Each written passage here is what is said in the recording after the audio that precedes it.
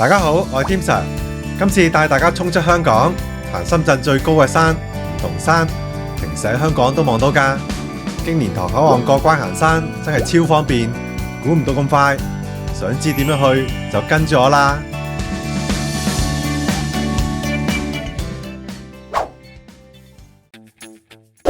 睇之前記得撳咗個鐘仔同訂閱喎。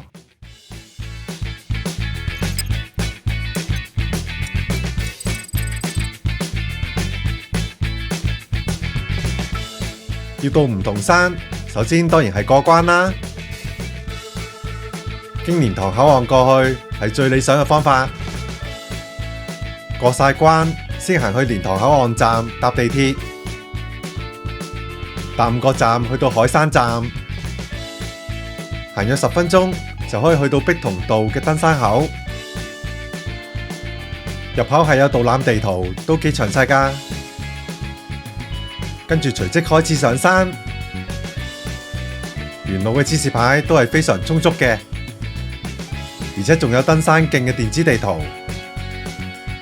部分嘅梯級有好靚嘅仿樹木欄杆，一路上都有簡約嘅地圖位置，仲有里程牌可以知道里程去到邊度。除此之外，仲有標距石板，可以知道海拔嘅高度，係絕對唔會迷路㗎。上到近山頂就係全程最靚嘅景觀同影相位置。大梧桐有小觀景台，可以俯瞰新界北，遠至蚺蛇尖、馬鞍山都可以見到㗎。山頂附近仲有吊鐘花、吊鐘王，好適合嚟賞花。喺山頂之下有一個小天池，跟住就登上鵬城第一峰大梧桐啦。之後就隨好漢坡落山，落到山腰係有士多㗎。呢度仲有一個好大嘅觀景台。接下嚟沿十里杜鵑去小梧桐。2、3月期間沿路都會見到杜鵑花海。10里杜鵑會經過蝴蝶谷，亦會登上豆腐頭，最後行到深圳電視塔，亦即係小梧桐。離開嘅方向係西面，先會經過倚天徑，然後接上登雲道，一條路就可以直落到山腳。行5分鐘就可以到蓮塘站搭地鐵走，交通真係超方便。路線全程係11公里，一般步行速度約需7個半鐘，可以話係快閃過關行山嘅首選。由粉嶺上巴士計，唔使1個鐘就可以去到登山口啦，真係快過去離島或者大嶼山行山㗎。呢條路線嘅 GPS 檔可以掃描依度下載。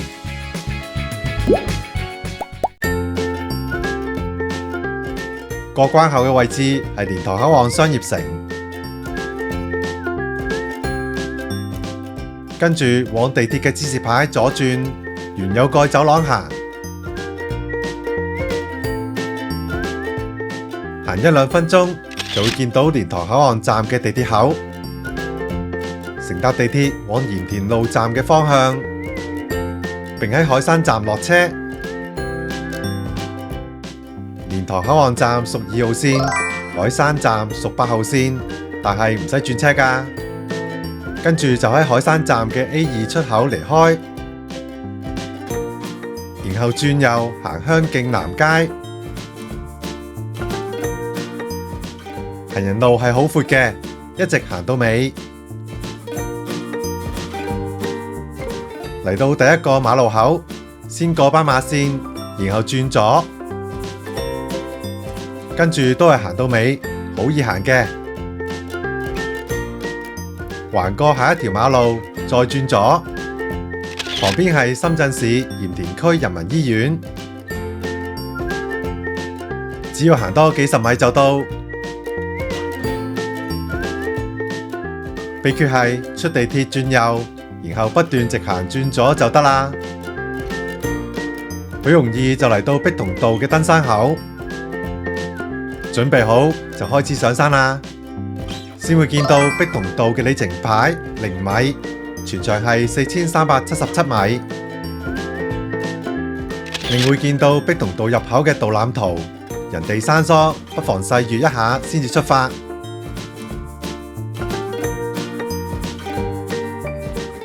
仲可以揾到唔同山陸道嘅簡略地圖，有興趣從四面八方上山嘅就可以多加留意。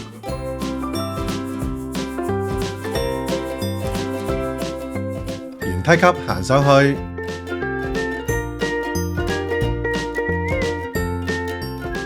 左邊係沙頭角公園，總之就向上行。途中有一啲類似晨運徑嘅設施，喺路旁會見到柱狀嘅里程牌，標示係200米，全程係4350米。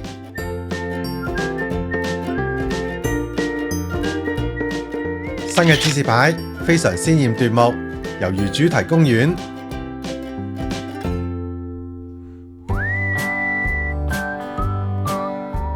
原梯級繼續上，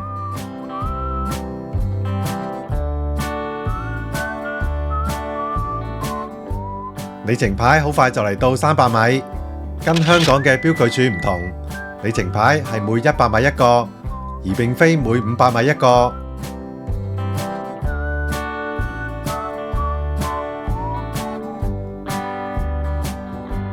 幾步之後會見到一個類似鳥居嘅大牌坊。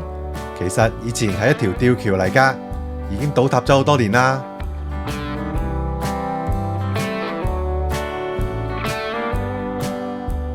繼續上梯級，9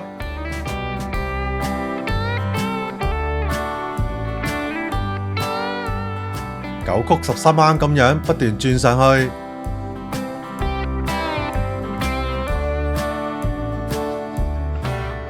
里程牌嚟到500米。就咁樣行咗1/9。沿路仲有另一款標距石，刻住海拔係154米。唔知道大家有冇留意到，里程牌顯示嘅全程長度跟標距石板係有少少唔同嘅。里程牌全程係4350米，而標距石係4377米。唔好執着嗰幾米。大約係4400米就係啦，跟住會穿過一個輸電塔，喺里程牌600米之後，就會見到一條好靚嘅石仔路，係有心形圖案㗎，穿過深深走廊。然後落一段梯級，嚟到一片空地，係一個分岔路口嚟嘅。可上落雲深處小區，勉強係就近地鐵沙頭角站嘅。一路上不定時都會見到有簡約嘅地圖，大概顯示咗你嘅位置。亦嚟到里程牌700米，前方有一個分岔路口。右邊係梧桐山國家森林公園碧桐服務站，更重要嘅係呢度有洗手間，到山頂前係再冇㗎喇。山徑一邊係梯級，另一邊係石屎路咁樣嘅。路旁嘅大型黑色水缸係用作森林防火嘅。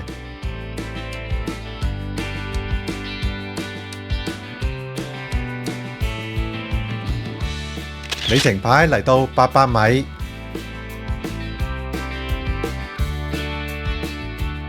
右邊有一條新鋪設嘅石屎路，喺百度地圖上係揾唔到嘅，應該係通往欣順公路。里程牌900米，海拔係179米，仲處於比較矮嘅位置，仲未真正上山。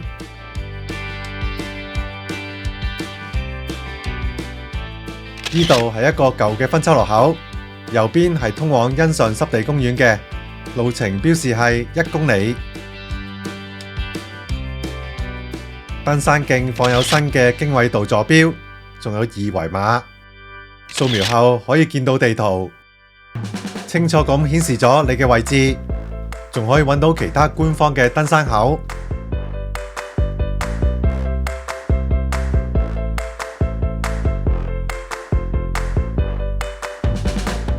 唔經唔覺行咗1公里，海拔係202米。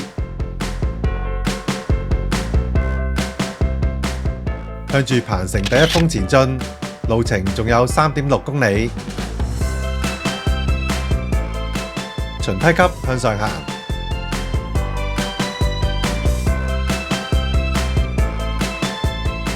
里程牌嚟到1100米，剛巧係全程上山嘅1/4。沿路有無限嘅溫馨提示，例如結伴登山，勿走無人小徑。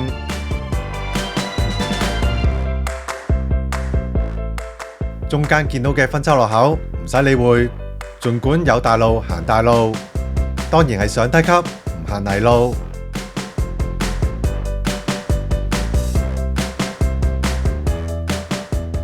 去到一個並非相隔100米嘅里程牌1240米，海拔係244米。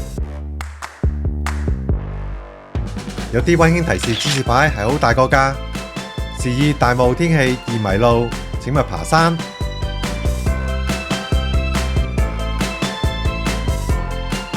接上第一段有好靚仿木欄杆嘅梯級，梯級嘅中間會見到里程牌1300米，海拔係277米。欄杆呈不規則嘅形狀，中環交錯着，好靚㗎。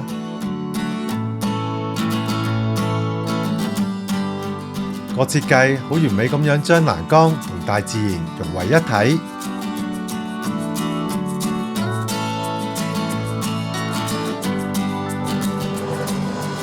上到第一段梯級頂，就去到里程牌1400米。旁邊仲可以見到一個簡約地圖牌，前方嘅山峰就係大梧桐，差唔多開始真正嘅上山啦。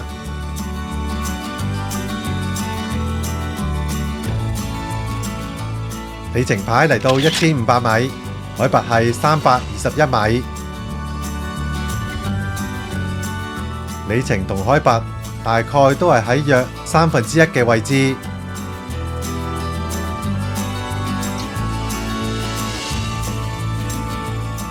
由里程牌1600米開始，係一段往下行嘅山徑，即係要行落少少，然後再向上行。嚟到相對開揚嘅位置，可以清楚咁睇到大梧桐同小梧桐。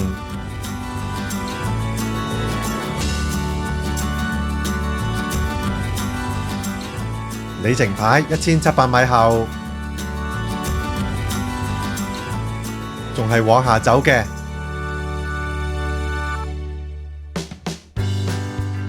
落完呢一小段就差唔多啦。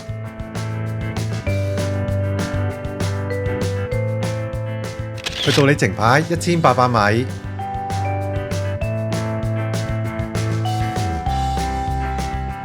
就開始再次緩坡上斜。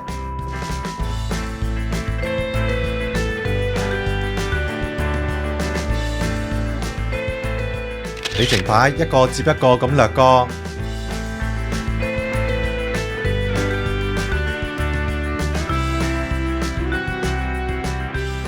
轉眼嚟到另一個小山丘，里程牌嚟到2000米，海拔係314米，比之前仲矮咗添。喺簡約地圖大概可知道行咗幾多，仲有幾多要行。實際上前段嘅2000米都唔算斜，都係緩坡咁慢慢上嘅啫。真正嘅上斜即將就會開始啦。冇耐見到一個啡色嘅指示牌，心水清嘅就知道所顯示嘅距離並非路程，而係直線距離嘅啫。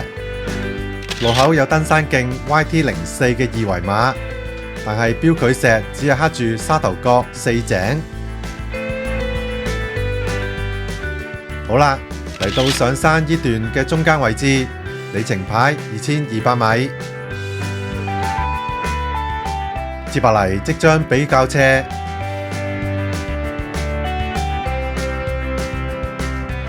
天梯將會一條接一條，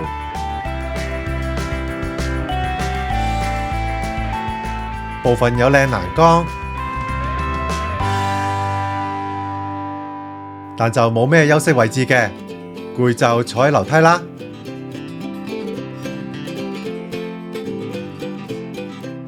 好快就會見到下一個里程牌，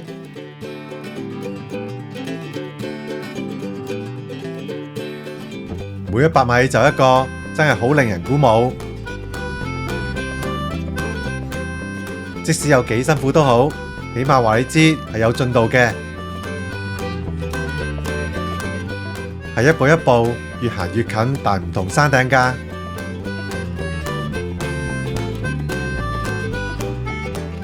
其實由里程牌2200米開始，就已經踏上咗一條超長嘅天梯。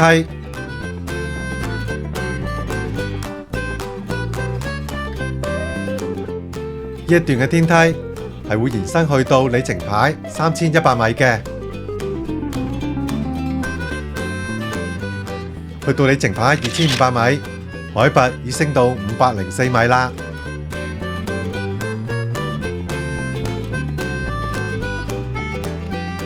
比里程牌2000米嘅海拔差唔多上升咗近200米。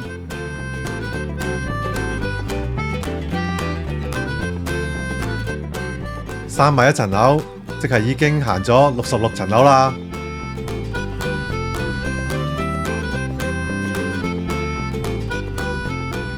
不斷行就嚟到里程牌2600米，即係差唔多係一段小天梯嘅一半位置。呢條天梯絕對比香港任何一條天梯都要長，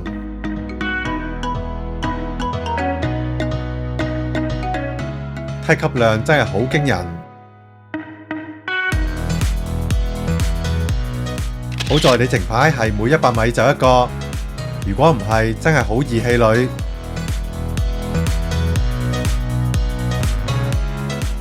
試諗諗，如果好似標距柱咁樣，每500米先至一個，途中一定會不停問，仲有幾多？行完未啊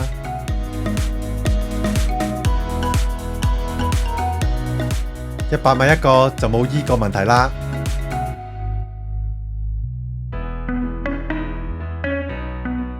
全程嘅登山路90%都係喺林中，好處係唔怕暴曬，唔會未倦透先被曬乾。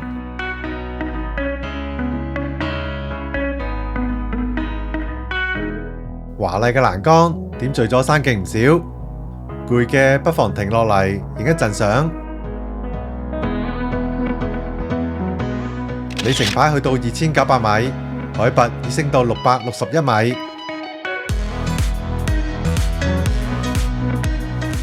唔使問，儘管不斷上，只差200米嘅路程就到里程牌3100米啦。同山友們互相打打氣啦，最難行嘅一段即將完結啦。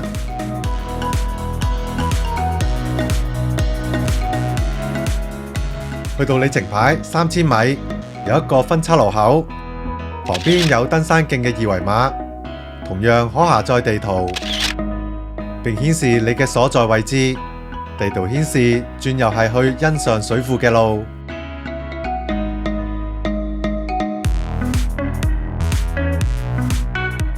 里程牌3000米後，唔再係普通嘅梯級，取而代之嘅係更斜嘅大石階梯，好有原始古道嘅風味。里程牌終於嚟到3100米，高度係757米，比2500米嘅位置足足上升近250米，真係一個好誇張嘅斜度。嚟到一處較空曠嘅位置，有幾嚿大石可以坐一坐。喺呢度可以偷望到鹽田港、吉澳同鴨洲。小休一陣就繼續前進，唔好幻想天梯就此完結。準備好就踏上第2段長少少嘅天梯，係冇第1段咁長嘅，畢竟呢一度距山頂唔足海拔170米，多極都有限。里程牌顯示已經係海拔813米，要知道大唔同係高943米，仲差幾多？其實一目了然。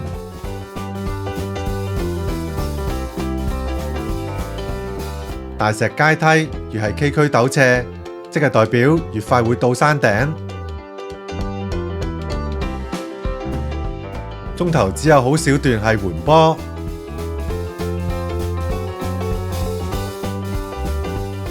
嚟到里程牌3300米，海拔已上升到829米，又邁向咗山頂一大步啦。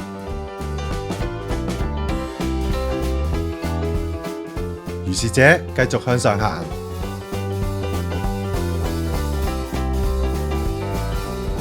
里程牌3400米，海拔係847米，已經唔足海拔100米啦。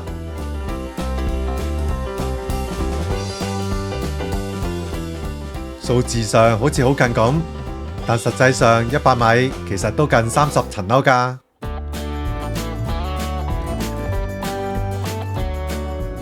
不過冇所謂啦，最緊要係感覺良好。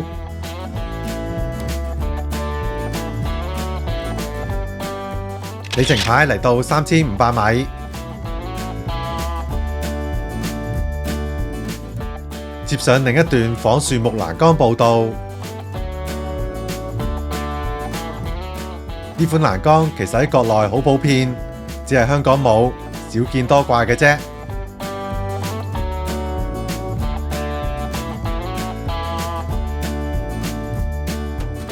呢段跟前段有啲唔同，呢段仿樹木欄杆係建喺大石階梯之上，而並非普通嘅梯級。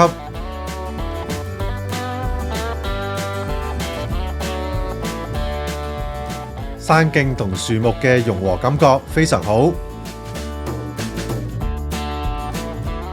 轉眼間，海拔已升至902米。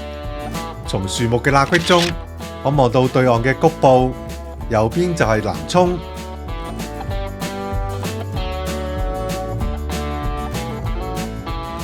行到呢度，天梯都應該差唔多要完啦。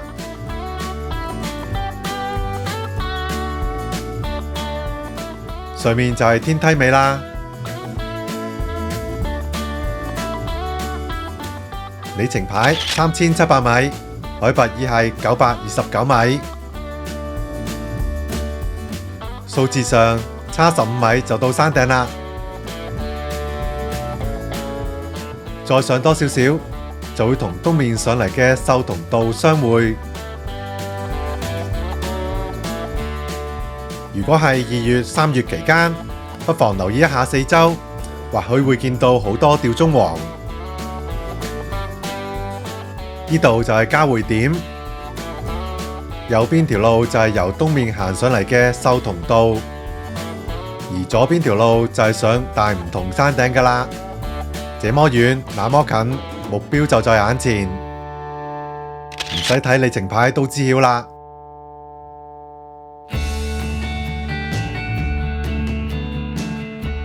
慢慢行，好快就到啦。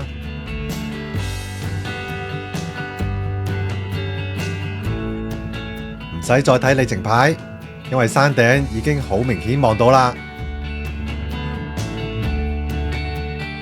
另一方面，懷疑海拔高度唔係太準，明明剛剛只係差15米，但點解行咁耐都未到頂嘅呢？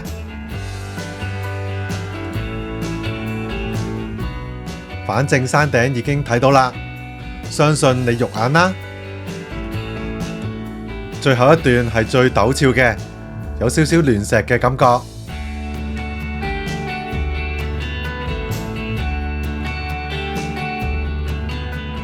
嚟到里程牌4000米，攻頂嘅路程只餘下最後嘅350米。旁邊有一條泥路，可代替呢條大石階梯少少，行10幾米就會殊途同歸㗎喇。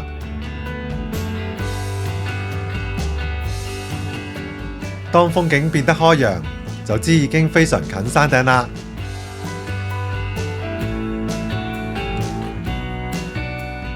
努力咁繼續上啦，終點在望。上到頂之前，大石階梯係會變返做普通低級㗎。欄杆外可以揾到4100米嘅里程牌。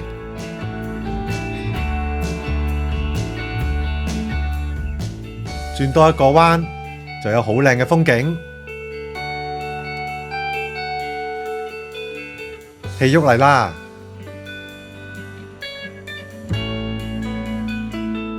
呢度係全程最靚嘅景觀同影相位置，180度零死角，真係一覽無遺。只要天氣好少少，甚至可以遠眺到西貢嘅蚺蛇尖。不妨睇多一陣風景，唔使急於攻頂。再上多2步，就嚟到里程牌4200米，上山一段嘅天梯亦真正宣告完結啦。嚟到非常近山頂嘅平地，左邊有一個小型觀景台，先走出去睇一睇。景觀跟剛剛嗰個位置差唔多，正前方係船灣。同樣2月3月嘅話，真係要周圍走走。近山頂係有好多吊鐘花㗎，吊鐘花色澤非常紅潤，鐘形好飽滿。除可愛嘅吊鐘花之外，仲有好多棵吊鐘王。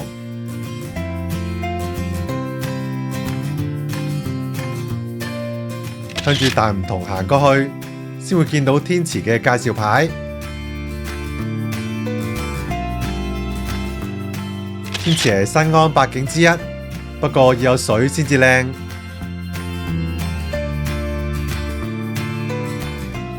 喺梯級底就可以揾到里程完成牌4350米。隨即亦登上鵬城第一峰大梧桐，高海拔943.7米，比起喺杜拜823米高嘅哈利法塔仲要高。繞到大石嘅上方，真正登頂，喺山頂可望到小梧桐、深圳內陸等。前方較高較廣闊嘅山脈就係位於東莞嘅銀屏山，而佢嘅後少少就係惠陽第一峰白雲張，高海拔1003米，兩峰相距只係差2.7公里路程嘅啫。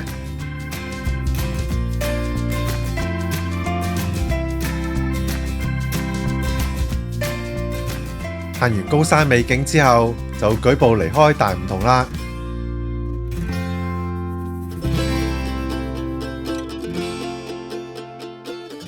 先繞過天池，然後靠右行，隨即就踏上好漢坡啦。好漢坡同樣有里程牌，標示全長係1143米。山頂遺留咗一條舊嘅柱狀里程牌，刻住全長係1180米嘅。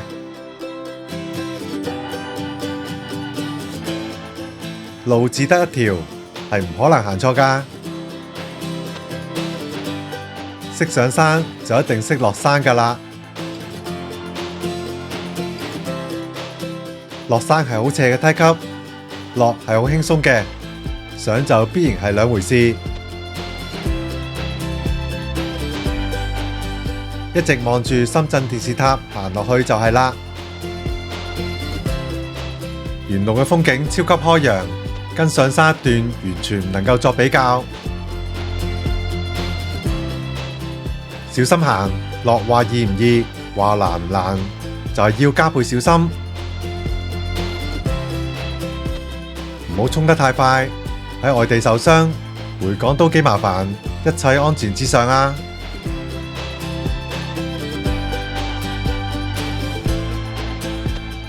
大約行咗4分鐘，就餘下700米嘅路程。落真係爽好多，而且正面就有靚風景，何必落得太快呢？一於慢慢落，睇多陣風景啦。行咗一陣之後，感覺有啲似萬里長城，都係原山脊興建嘅梯級步道，仿如一條龍脈跨越數個小山丘咁樣。好漢坡都有少許又越過高山又越過谷嘅，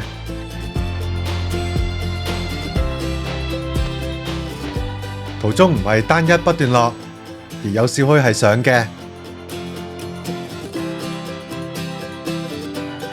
不過當然90%都係落啦。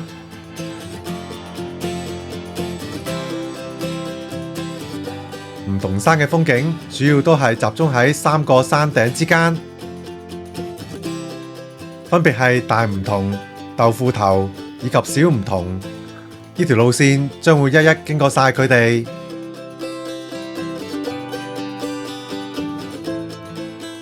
喺好漢坡筆直嘅天梯前有一個大觀景台，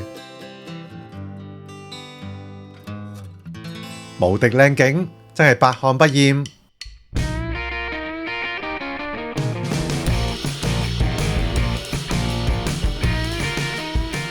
離開觀景台，隨即踏上筆直嘅好漢坡天梯，有幾筆直呢？由下邊望返上嚟就感覺到㗎喇，係唔係清楚好多呢？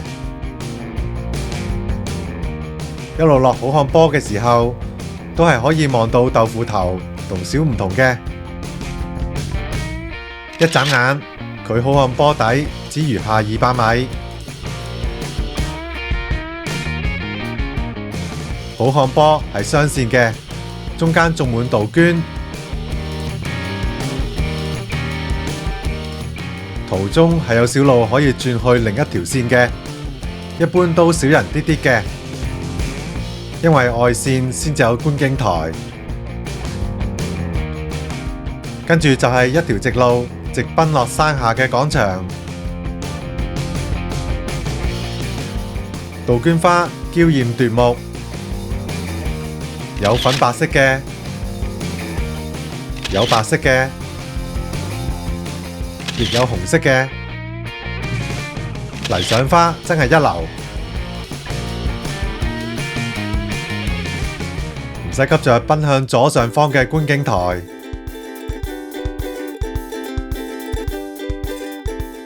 落完好漢坡後，先轉右，沿窄梯級行落去，就正式完成好漢坡啦！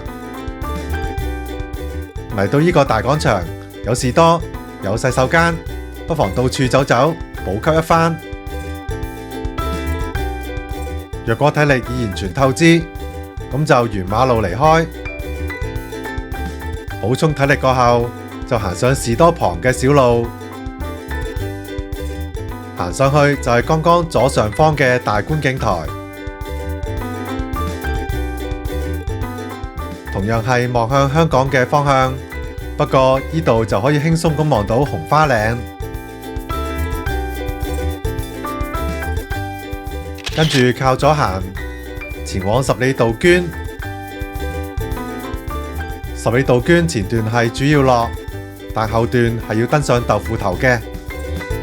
不過中間有撤退位，全長係2380米。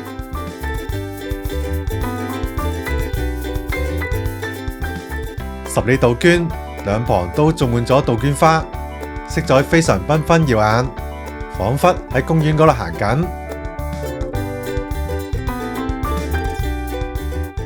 前段大部分係華麗杜鵑，鮮紅色嘅就係影山紅，仲有另一款較為罕有嘅無棉牡丹，色澤係特別唔同㗎。睇下，完全沐浴喺杜鵑花海裏面。如果係花期，記得要行十里杜鵑呢邊啊，唔好行馬路，否則就會錯過咗好多靚花㗎啦。喺小山丘頂有一座涼亭，名叫雙鳳亭。原因係當雲霧蓋過四周嘅時候，恰似一雙展翅嘅鳳凰。雙鳳亭嘅名字就係咁樣嚟㗎啦。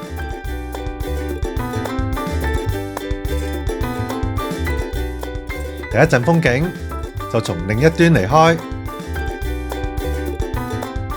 繼續係無窮嘅杜鵑花海。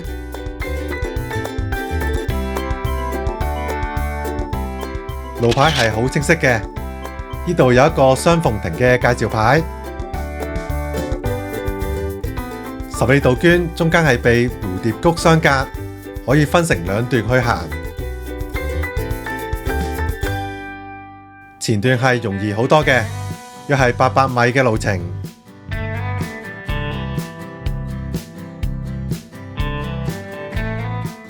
里程牌2100米，數目係倒數嘅，即係面前仲有2100米嘅路程。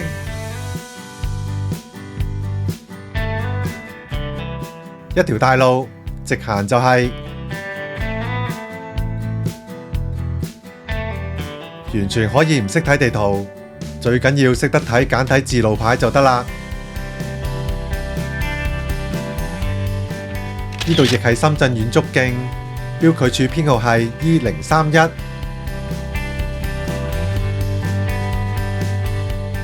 話說，深圳遠足徑正進行大規模嘅規劃，草案係計劃喺2022至2025年間喺深圳市建設超過1000公里長嘅遠足徑。遠足徑包括從鳳凰山到七娘山，即係大鵬山，約230公里嘅主線；鳳凰山到馬鞍山等8條約262公里嘅支線，以及超過500公里嘅郊野徑，整體形成東西貫通、南北貫通嘅超大型遠足網絡。對於喜歡行山嘅，實在係一大喜訊。講返條路，轉眼間就落到底啦。路口放有一嚿刻有高山杜鵑嘅大石。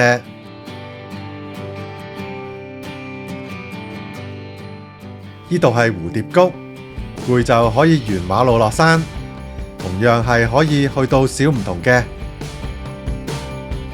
而行十里杜鵑或者登上豆腐頭，都係要再上山。深圳遠足徑標距柱嚟到 E030，沿梯級一直上，可以見到十里杜鵑嘅里程牌，餘下仲有1500米。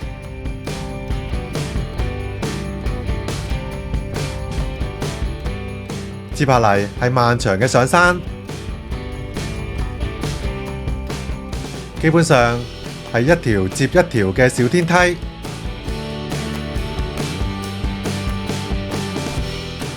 由蝴蝶谷開始計，上到豆腐頭，大約係需要20至30分鐘，都要少少時間同少少腳力嘅。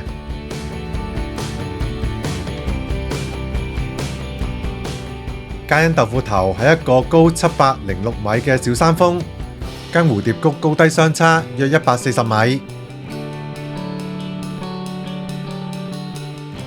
算得要攀好高，但絕對唔係行幾步就到，轉個彎就到嘅山峰。右邊條分岔路係紅花河徑，係一條原始古道山徑嚟嘅。紅花河即係吊鐘王，紅花河徑顧名思義就係長滿吊鐘王嘅山徑。不過大家要留意，行紅花河徑嘅話，就會掠過豆腐頭嘅山頂，然後殊途同歸去小梧桐嘅。若果唔走回頭路，豆腐頭、紅花河徑兩者就只能選其一啦。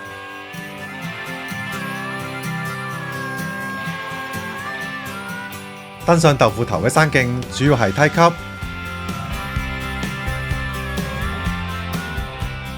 當見到里程牌1100米後，大約仲有5分鐘嘅路程就會到豆腐頭山頂。回望可以睇到剛剛行過嘅雙鳳亭、好漢坡同大梧桐，比前段開揚好多。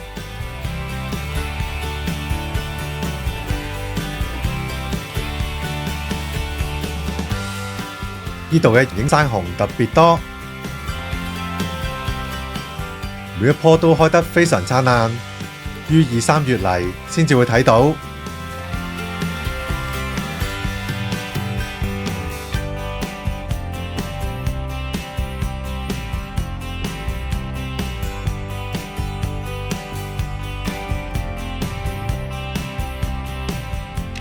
從簡約地圖可以見到豆腐頭已經好近啦，行多幾十米就到啦，山頂就喺眼前啦。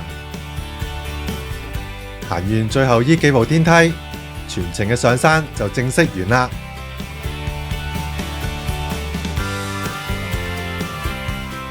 豆腐頭高海拔706米，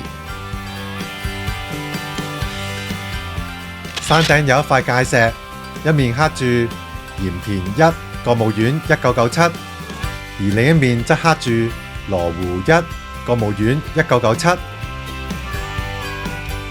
明顯就係鹽田同羅湖嘅界石。豆腐頭嘅風景非常開揚，擁360度嘅美景，唔比大梧桐差，係絕對值得上嚟㗎。下一站就係位於小梧桐嘅電視塔。嘆完風景之後，就從另一邊落山。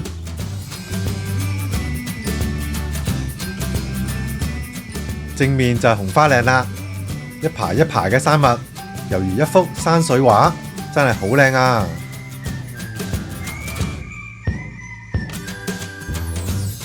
沿路繼續係漫山杜鵑。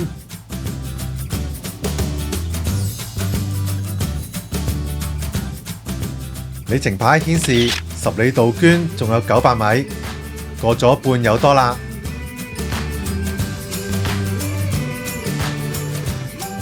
兩旁嘅杜鵑花就如無數片紅磚塊，築起咗一道綿綿不絕嘅花牆，一幅又一幅嘅花牆，悄悄咁連埋起嚟，築起咗呢條梧桐山獨有嘅10里長城，係咪好有意境呢？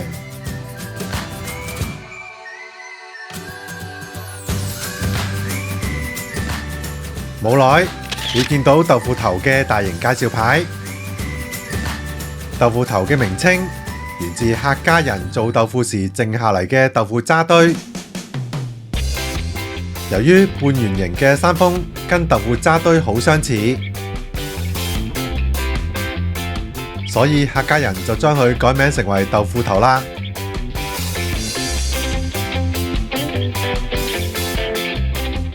10里杜鵑嚟到呢度都差唔多去到尾聲啦，杜鵑花亦悄悄咁減少咗。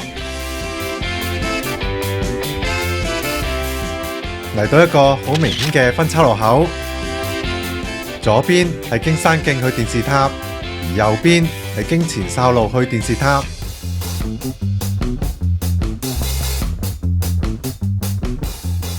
建議靠右行，沿住10里杜鵑去到尾為止。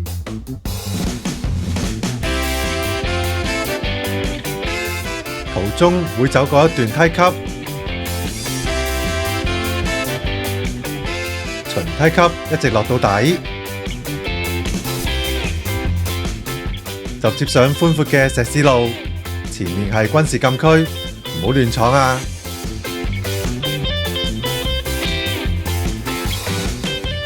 沿石屎路行落去，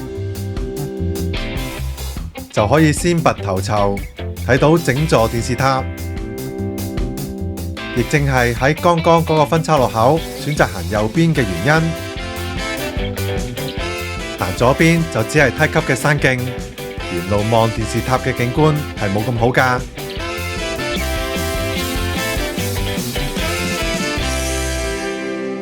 左邊依個缺口係深圳遠足徑，同樣係可以行到去電視塔嘅。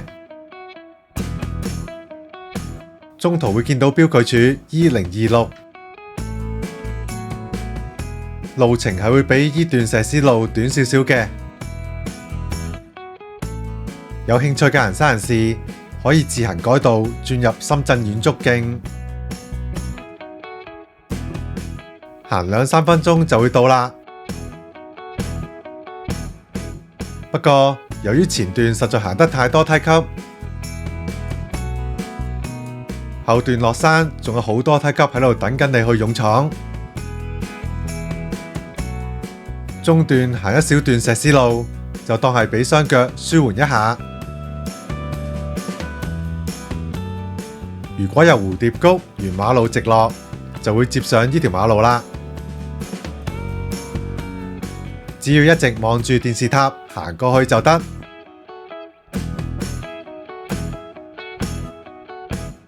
唔經唔覺，終於行到去深圳電視塔。喺香港行山，遠望就睇得多，但咁近距離接觸，應該好多人都未試過。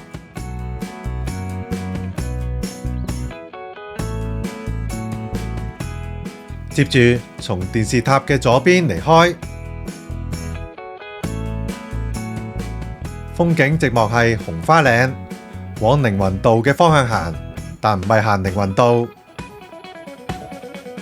盡頭有餐廳嘅建築物係2天招鳳亭。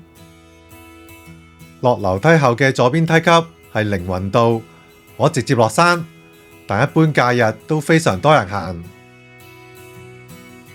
所以我會選擇直行，行一條相對少人好多嘅登雲道。大家可以放心，同樣都係好清晰嘅官方山徑嚟嘅。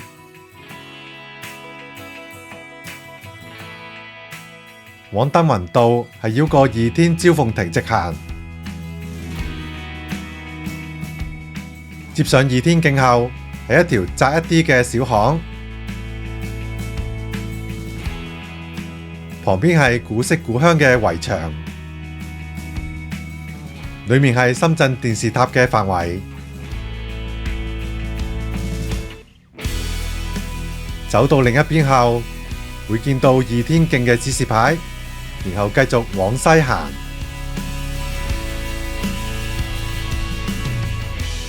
首先要落一段好陡峭嘅大石斜坡，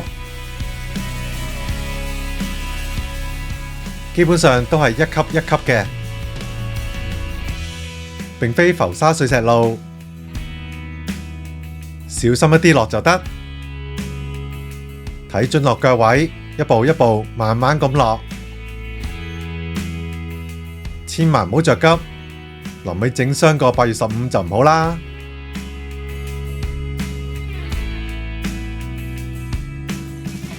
20幾30步之後，大石斜坡就完啦。隨即接上跟登山嗰邊一樣嘅梯級，呢條仍然係2天徑嚟嘅，未係登雲道。行呢條路係輕鬆好多㗎，梯級都係緩緩上落，並非急斜。轉眼就嚟到追月亭，落山嘅方向係蓮塘。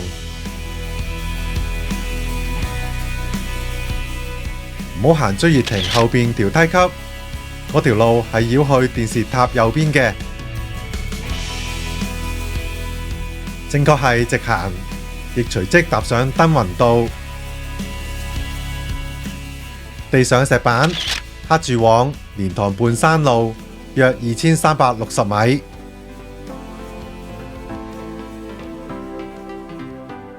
換句話說，仲有2360米就到山徑出口啦。尾聲啦，其實所有景點都已經去晒㗎啦。往後只係原梯級一直行落去，中途係有2-3個分岔路口要注意嘅。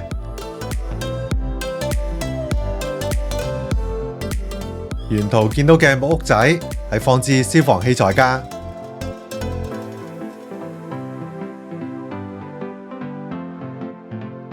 睇下登雲道嘅前段係幾咁好行，同平路根本冇咩分別。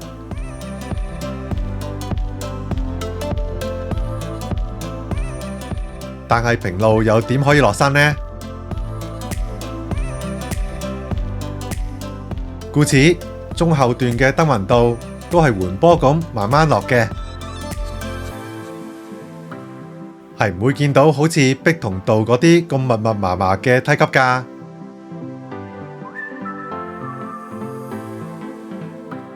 一路落，樹蔭都非常充足嘅，十分之好行。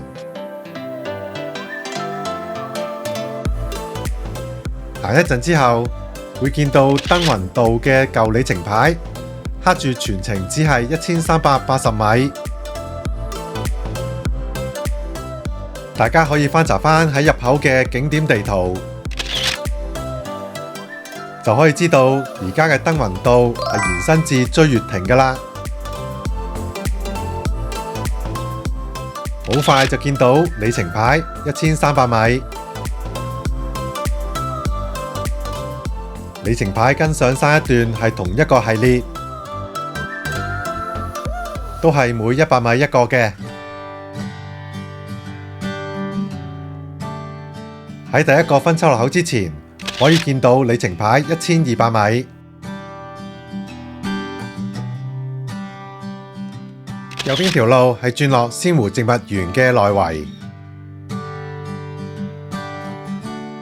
而直行係往蓮塘，亦即係登雲道嘅出口。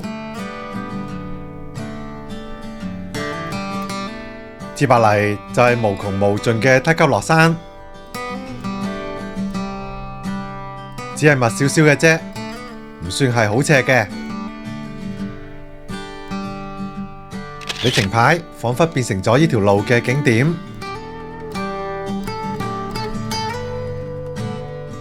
因為落山呢條林徑跟上山一樣，都係完全冇開揚風景㗎。慢慢咁一級一級咁落就係啦。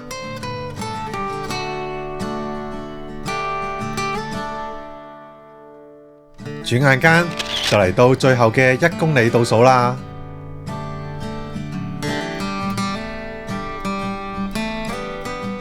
一路上兩旁都有好高大嘅樹木，就好似喺度歡送成功登上唔同山嘅行山人士。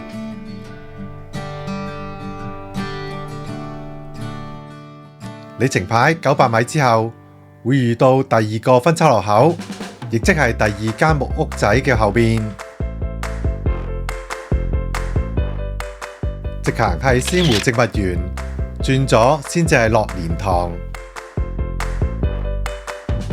留意入仙湖植物園原則上係要購票㗎，不過以前曾經試過臨關門落去係唔使收費㗎，因為嗰時係未有地鐵，喺嗰度打車係比較方便啲嘅。而家當然唔使啦，直落蓮塘就有地鐵站啦，交通真係方便好多。以往係要打車去沙頭角口岸過關嘅。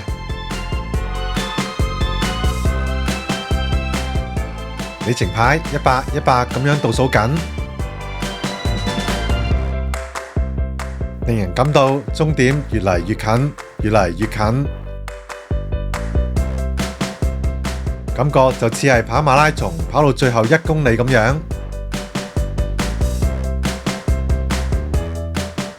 里程牌600米之後，有一個休息平台，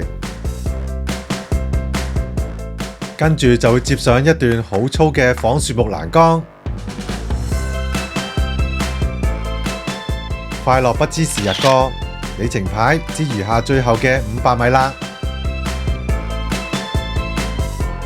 快諗諗落山後搭車去邊一度食餐好嘅，獎勵一下自己。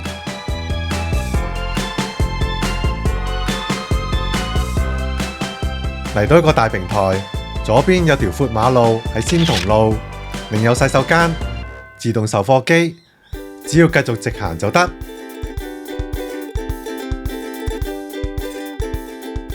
全程只餘下450米啦。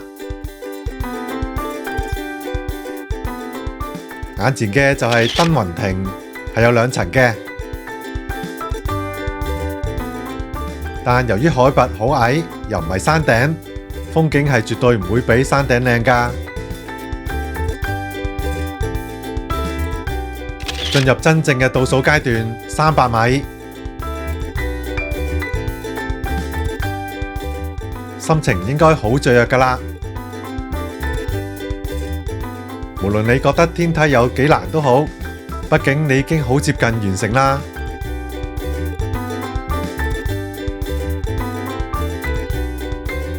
200米，心情應該更興奮添。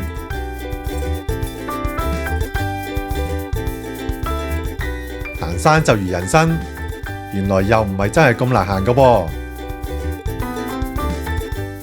重點係你有冇去享受當中嘅過程。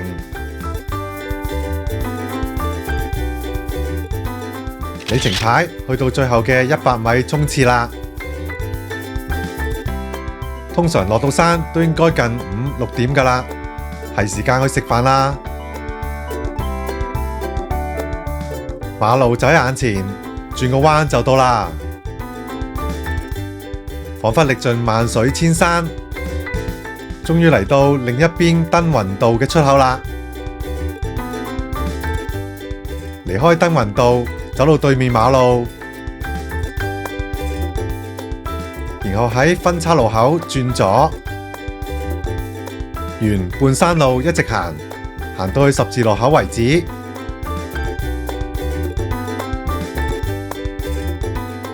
即將完結啦，快啲俾你自己同同伴點一個讚啦！面前係一個好繁忙嘅十字路口，係可以打斜行嘅。斜對面就可以見到地鐵站口，亦即係蓮塘站嘅 A 出口。返香港就只需搭返去蓮塘口岸站，由 A 出口離開，跟住沿有蓋走廊折返，就可以返返去蓮塘口岸㗎喇。今次咁開心愉快嘅跨境旅程就嚟到呢度，希望大家都可以繼續開心上山，安全落山啦！鍾意我 channel 嘅朋友記得 subscribe 同 like 啊！搵行山路線記得嚟 teamhiking.com， 我哋下次再見啦，拜拜！